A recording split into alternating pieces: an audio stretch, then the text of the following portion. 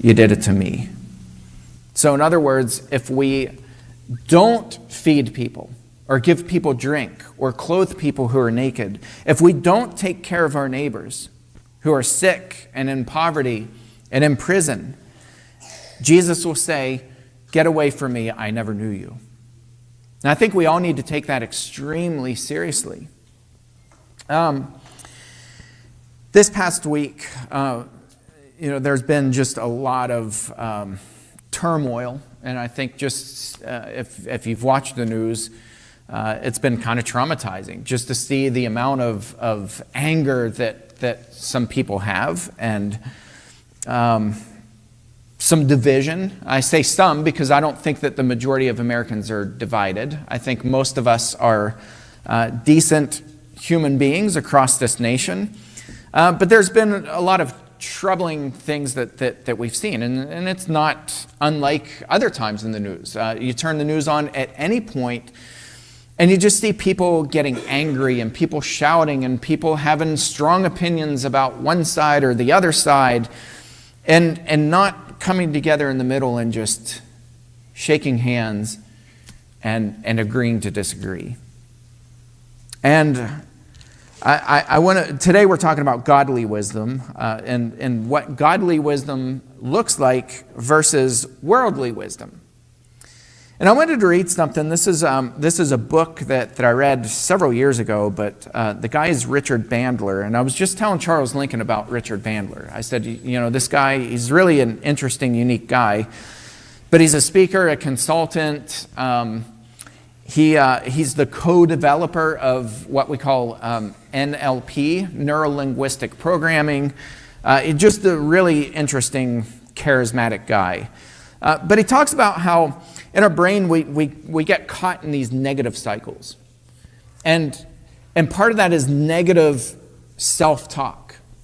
And how we paint these ugly pictures in our mind. And so one of the things that he talks to when he's with clients of his or patients, he says, I want you to picture the most ugly, disgusting picture that you can ever imagine. It's just something that's vile, it's violent, it's awful, it's terrible.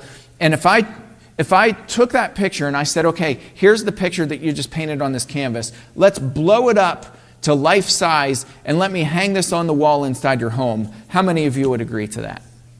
And he says, they all say, no, I don't want that scene in my house.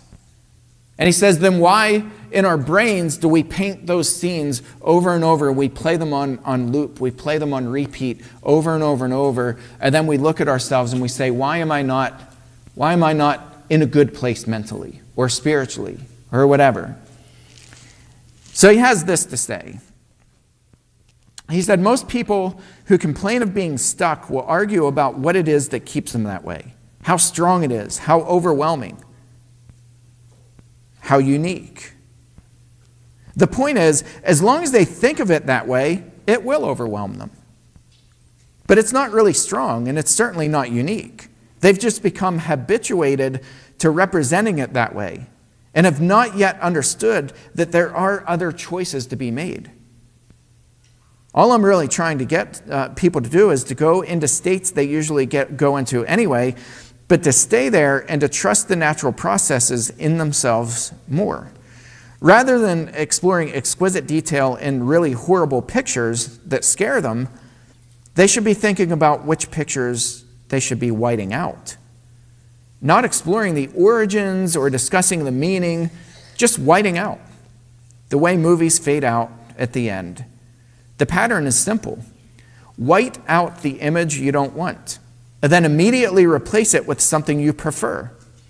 Just take hold of the brightness control and turn it all the way to white and make the image disappear in a blur. If you do it 5 times, it becomes difficult to recall the picture, even if you try. It seems that the unconscious understands the simple procedure as a command. Not this, that. Not A to B, but A to C. Once your unconscious accepts the message, it keeps doing it. Instead of thinking the thoughts that aren't doing you any good, you get yourself to think of the thoughts that get you to where you want to go. Sounds like a biblical principle, doesn't it? Right? Jesus says, if any of you prays, believe that you've already received it, and it, what? You can shout it out. It will be yours. Bandler goes on to say, importantly, it does this without fear. Contrary to what many religious leaders and bad parents and teachers believe, it isn't fear that really propels people forward. Right? Some of you are old enough to remember the fire and brimstone sermons that scare people into believing. Right? It scares people into proper behavior. So Bandler says, fear doesn't really propel us forward. He says fear stops us short. That's why we have it. This is generally known as the fight or flight response. But whether you fight or flee, you're still bouncing back and forth inside the primeval nervous system, not the part of the mind that is developed to design and follow plans. And I really think this is how God designed us, that God created us to use healthy fear. And fear is good. Obviously, one of the most commanded things in the Bible is to fear the Lord your God. But one of the other greatest, most often repeated commandments in the Bible is do not fear. Kind of interesting, isn't it? We're supposed to have a healthy fear of God, but not live life in fear and anxiety and worrying about everything and looking over our shoulders and talking about how bad we have it and how bad our world is and how scary it is and how evil it is and how treacherous it is and how bad people are and how awful people from this political party are or how bad people from this political party are. And people just never stop, do they? They don't know when to stop. And that fear and anxiety stops people from actually living their life to the fullest and more importantly, living our lives for other people. Serving other people. Caring for other people. Nurturing other people. And so this is what James has to say. This is expanded from what Cameron read. He read verses 17 and 18. But the whole text here says this. Who is wise and understanding among you? By his good conduct, let him show his works in the meekness of wisdom. In other words, if you have anybody who's wise and understanding among you, let his good conduct come forward and let him show his works in the meekness, or another word for that is humility, the humbleness, the quietness of wisdom. You see, wisdom is quiet. We don't have to give our opinion on every single thing that bothers us. We just don't. You ever notice that some people they want to give you their opinion on everything as if it's the most important opinion in the world? And you're like, I really just came here to sit down and eat dinner at, McDonald's. Now, dinner? What? You're so privileged. And, right? Like they turn it into an argument. And you're like, no, really, I want to sit and eat. I want to enjoy my day. You see, wisdom is humble. It's meek. It's quiet. It doesn't shout at people and yell at people and fight and twist their arms and tell them what they need to believe right here in any given moment. But listen how James expands this. He says, but if you have bitter jealousy and selfish ambition in your hearts. We just talked about this in class this morning, didn't we? We were talking about when we build wealth for ourselves, when we do things for ourselves, when we look at what we've accomplished in our lives, Jesus is like, no, that's not going to work. It's very difficult for those people to inherit the kingdom of heaven. It's not that wealth is evil, or that God says, no, it's not good, nobody should be wealthy. It's the people who brag about what they did, what they accomplished. They store up things for themselves. And James is saying, if you have bitter jealousy of other people and selfish ambition in your hearts, do not boast and be false to the truth. This is not the wisdom that comes down from above. And we need to be able to distinguish. I think a lot of people have a hard time distinguishing wisdom that's from above and wisdom that's earthly. And a lot of Christians, I see a lot of Christians just spewing their opinions about everything. And it's like they can't help themselves. Their fingers are ready. They're ready online, and they just want to correct people, and they want to tell people what they should be thinking and they should be feeling and how they should feel about this issue or that issue, and they just can't help themselves. And they're like, I've seen people wildly jealous of other people. And so how does that come out? Well, it looks something like this. If we're jealous of even ministry that other people do, we find ways to tear it down, don't we? Well, they're not really sharing the truth. There's no way that a church can grow that much without cutting corners, right? I've seen people share that opinion. They're like, there's no way, because I know we've been grinding, and at my church, right, it's the possessive. It's not the Lord's church. It becomes my church. At my church, we're really biblical. But those people, they're cutting corners, and they're doing things wrong, and it's right. That's how jealousy works. We begin to point fingers at people without any just reason, without any proof, and we begin to point fingers, and we build up this jealousy in our hearts. And that jealousy turns to anger, and that anger turns to hatred. James says, if you have bitter jealousy and selfish ambition in your hearts, do not boast and be false to the truth. This is not the wisdom that comes down from above, but it's earthly, unspiritual. This is a strong word James uses here. It's demonic. For where jealousy and selfish ambition exist, there will be disorder and every vile practice. Period. He doesn't go on and expand. He doesn't explain himself. He doesn't say, well, here are the circumstances where this, it could be okay for jealousy, a little bit of jealousy. After all, God was jealous. God's a jealous God. James doesn't say that. He says, where jealousy and selfish ambition exist, there will be disorder in every vile practice, period. We need to know the difference between earthly wisdom and godly wisdom. All right, we know what earthly wisdom looks like. It's earthly, it's unspiritual, it's demonic, selfish ambition, it's full of jealousy. We get that. All right, what does godly wisdom look like? Well, James says, I'm glad you asked. This is what it looks like. But the wisdom from above is first, above all else, it's pure. You want to test, to understand, to know what kind of wisdom we have? Do you want to know, right? We put it to the test and we say, okay, God, help me understand. Humble my heart and help me understand. Does the wisdom that I have inside of me, is it godly or is it earthly? Well, do you find yourself getting jealous? Do you find yourself getting annoyed with other people? Do you find yourself constantly irritated with other people? Do you find yourself wanting the things that other people have? Do you find yourself being irritated that other people don't have what you have because they don't work hard enough? Right? Well, if they would just quit being lazy and work like I do, that's earthly wisdom. It's jealousy. It leads to all kinds of vile practices. You begin getting revenge at people.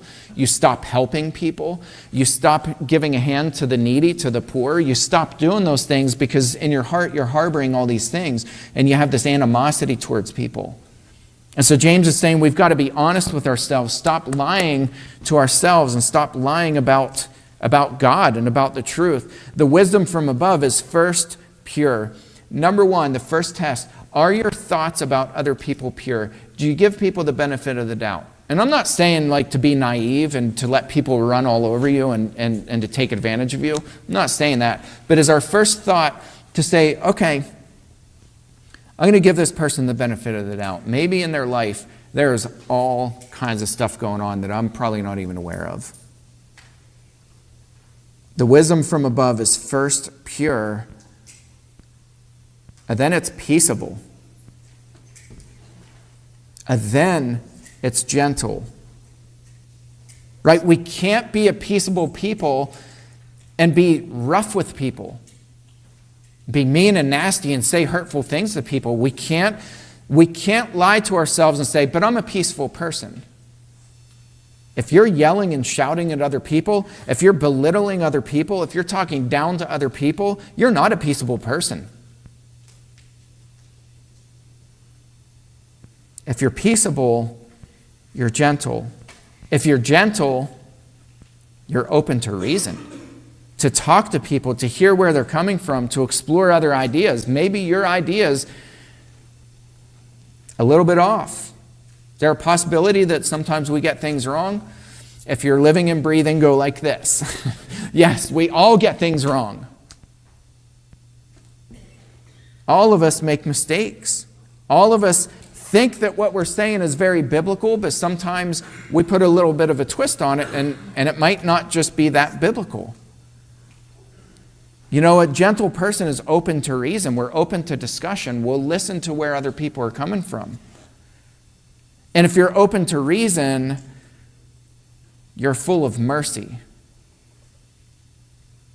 And if you're open to mercy, extending mercy to other people, you know what mercy is? It means you look at other people and you say, they messed up just like I mess up. And I'm going to extend mercy to them and grace, right? I'm going to extend that to them because God has given it to me. And if you're full of mercy, you're full of good fruits. And if you're full of good fruits, you're impartial. Remember last week's sermon was about impartiality, or partiality being a sin. James says if somebody walks in and somebody's dressed in all these fine clothes and you say, here's a seat of honor, but then somebody poor comes in and you say, go stand over there. He says you're being impartial or partial, and partiality is a sin.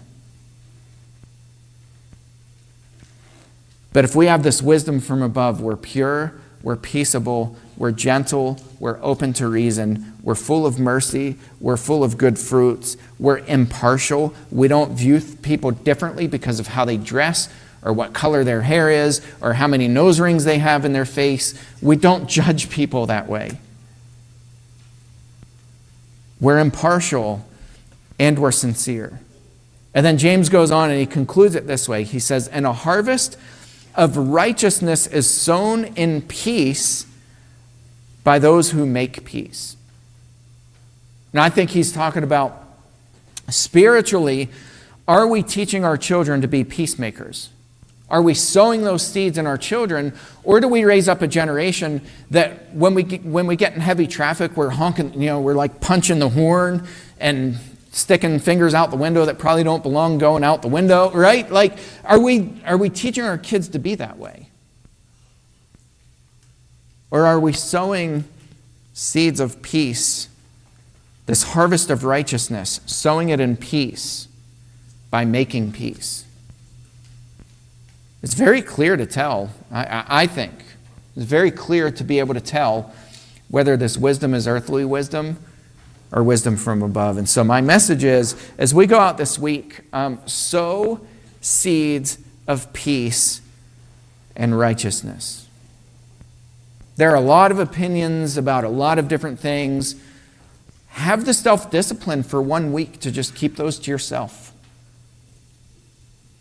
Go out, breathe fresh air, walk with people, talk with people, pray with people, help people move. We had a big moving day yesterday for Rose, and I got sent away. I got sent home. There were too many people. I love that. And Tracy said, isn't it wonderful that we have too many people showing up? It's incredible. That's a gift from God. We sow these seeds in peace, and God will raise up this harvest of righteousness. Spend your week and bless other people. I promise you won't be disappointed. You will never be disappointed when you bless somebody else. When you sit with somebody, pray with somebody. You all know, I made it very loud and clear, Charles Lincoln is not doing well.